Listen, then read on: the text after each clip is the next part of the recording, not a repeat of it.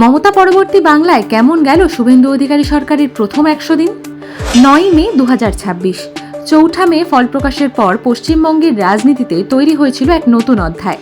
দীর্ঘ 15 বছরেরও বেশি সময় তৃণমূল শাসনের অবসান ঘটিয়ে বাংলার মসনদে বিজেপি, আর মুখ্যমন্ত্রী হিসাবে শপথ নিলেন শুভেন্দু অধিকারী। তারপর কেটে গিয়েছে 100 দিন। এই 100 দিনে বদল এসেছে একাধিক ক্ষেত্রে। কখনো মানুষের হাতে সরাসরি টাকা পৌঁছেছে, কখনো বদলেছে সরকারি পরিষেবার নিয়ম। শিক্ষা থেকে স্বাস্থ্য, নারী কল্যাণ থেকে সীমান্ত নিরাপত্তা, একাধিক ক্ষেত্রে নিয়েছে নতুন সরকার একের পর এক সিদ্ধান্ত। সবচেয়ে বড় ঘোষণা অন্নপূর্ণা ভাণ্ডার। 1 জুন থেকে রাজ্যের মহিলাদের অ্যাকাউন্টে মাসে 3000 টাকা করে আর্থিক সাহায্য দেওয়ার সিদ্ধান্ত কার্যকর হয়েছে। অর্থাৎ আগের সরকারের আর্থিক সহায়তার তুলনায় অনেকটাই বেশি টাকা সরাসরি মহিলাদের হাতে।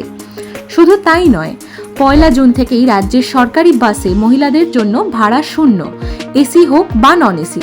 সরকারি বাসে বিনামূল্যে যাতায়াতের সুবিধা পাচ্ছেন মহিলারা। স্বাস্থ্যক্ষেত্র এলো বড় পরিবর্তন। দীর্ঘদিনের কেন্দ্র রাজ্য টানাপোড়েনের পর পশ্চিমবঙ্গে চালু হলো আয়ুষ্মান ভারত। সরকারের দাবি, এর ফলে আরও বেশি মানুষ স্বাস্থ্য বীমার আওতায় আসার সুযোগ পাবেন। শিক্ষাক্ষেত্রেও নতুন নিয়ম। সরকারি ও সাহায্যপ্রাপ্ত স্কুলের দৈনন্দিন প্রার্থনায় জাতীয় সঙ্গীতের পাশাপাশি বন্দে মাতরম সম্পূর্ণ গাওয়া বাধ্যতামূলক করা হয়েছে। আর স্কুলের পড়ুয়াদের খাবার, মিড ডে মিলের মান ও পরিচ্ছন্নতা বাড়াতে দায়িত্ব দেওয়া হয়েছে ইসকনকে। সঙ্গে রাখা হয়েছে আলাদা ডিমের বন্দোবস্ত। তবে শুভেন্দু সরকারের 100 দিনের এজেন্ডা শুধু জনকল্যাণেই আটকে নেই। বাংলাদেশ সীমান্তে বেড়ার কাজ দ্রুত শেষ করা এবং অনুপ্রবেশ রুখতে বিএসএফকে জমি হস্তান্তর করা হয়েছে। বিদ্যুতের খরচ কমানো এবং সৌরশক্তির ব্যবহার বাড়াতে রাজ্যে জোর দেওয়া হয়েছে প্রধানমন্ত্রী সূর্যঘর যোজনায়। অন্যদিকে প্রশাসনের কেন্দ্রবিন্দু কলকাতার ঐতিহ্যবাহী রাইটার্স বিল্ডিং। দীর্ঘদিন পর সেখানে প্রশাসনিক কর্মকাণ্ড ফেরানোর প্রস্তুতি শুরু হয়েছে। চলছে সংস্কারের কাজও। আর শিল্প, বাংলায় নতুন বিনিয়োগ আনার লক্ষ্যে হাওড়ায় শুরু হয়েছে আমুলের বড় দই কারখানার প্রকল্প।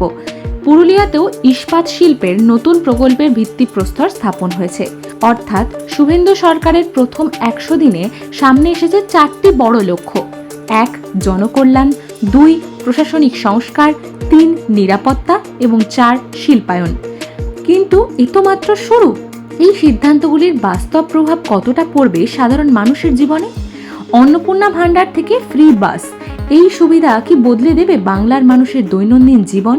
আয়ুষ্মান ভারত, সীমান্ত নিরাপত্তা আর শিল্প বিনিয়োগ, এগুলো কি বাংলার অর্থনীতিকে নতুন গতি দেবে? উত্তরটা সময় বলবে।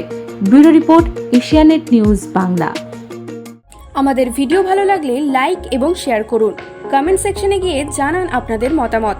আরও ভিডিও পেতে আমাদের চ্যানেল সাবস্ক্রাইব করুন এবং প্রতি মুহূর্তে খবরের আপডেট পেতে প্রেস করুন বেল আইকন।